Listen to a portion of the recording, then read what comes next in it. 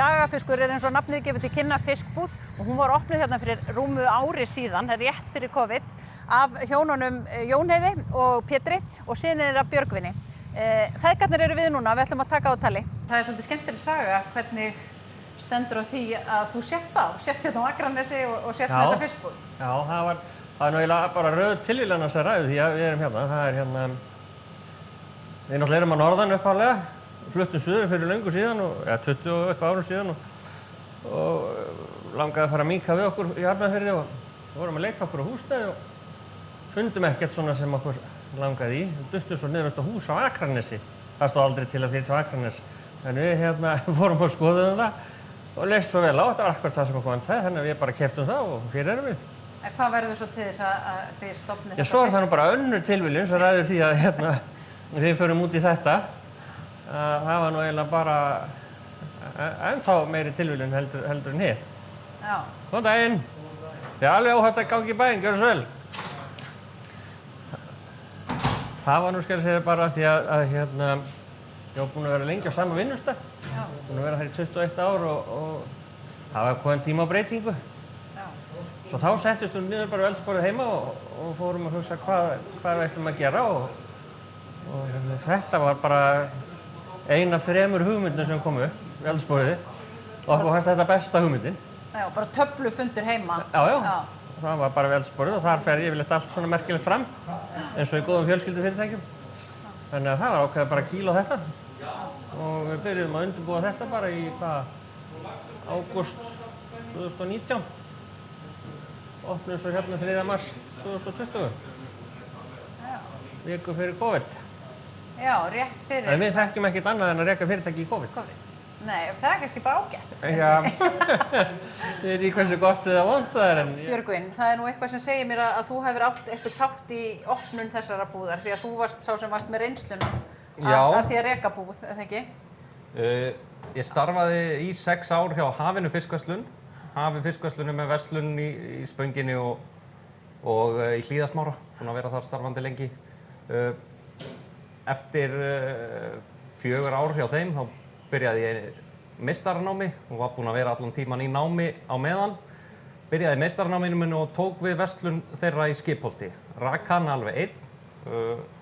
Hafði reynslu þá auðvitað af fiskinum til margra ára og finnst það bara rosa fínt starf sko, henda mér alveg að ég vil vera á fótunum, ég vil vera á hreyfingu og alltaf með eitthvað nýtt skilur, maður er alltaf með nýtt hráefni, maður er alltaf að fylla á og búa til nýja rétti og finna eitthvað skemmtilegt til að framleiða.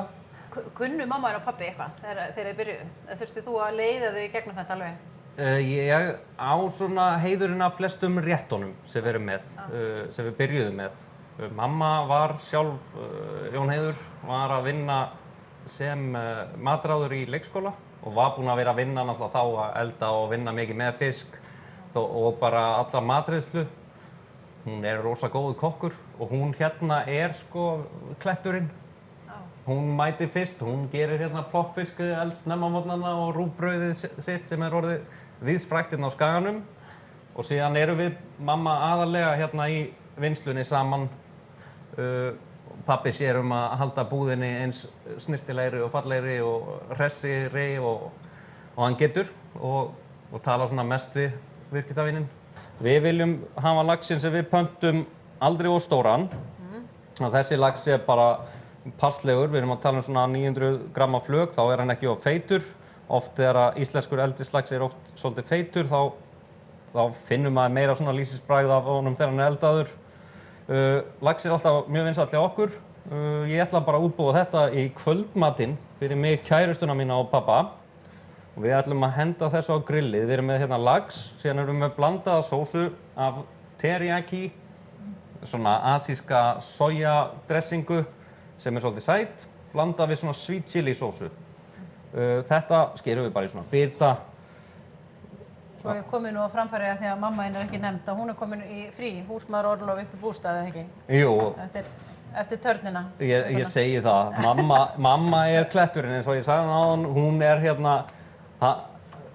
við viljum oft ég og pabbi að hún fari nú heim stundum en hún verður að vera hérna með hendurnar í öllu og er alveg geysilega dugleg. Nákvæmlega, þú ert að tala að grilla þetta í kvöld, af því að fiskur, fólki dettur kannski frekar í hug, kjöt á grill og eitthvað svona, fiskur eru auðvitað alveg kjörinn á grillin. Já, við verðum með grillspjót í sumar líka.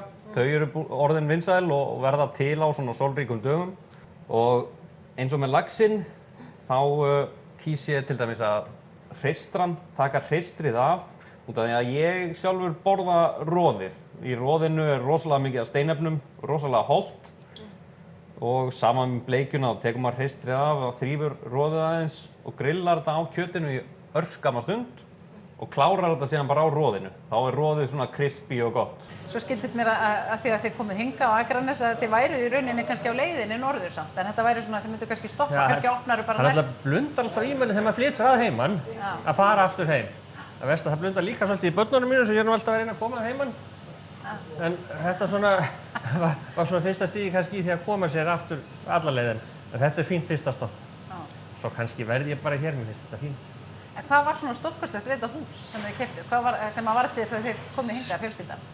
Já, það bara hentaði okkur vel. Bara passleg stærð og passlegu verði og með öllu sem við vildum. Ykkur hvíslaði mér að því að það er gólfvöllur nánast í garðinum, að það hefði skipt ykkur máli. Það hafði dálítið að segja líka, því að við hjónin erum komin fyrst í golfi. Þannig að það hafði dálítið að segja að það er hægt að labba út á gólfvöll.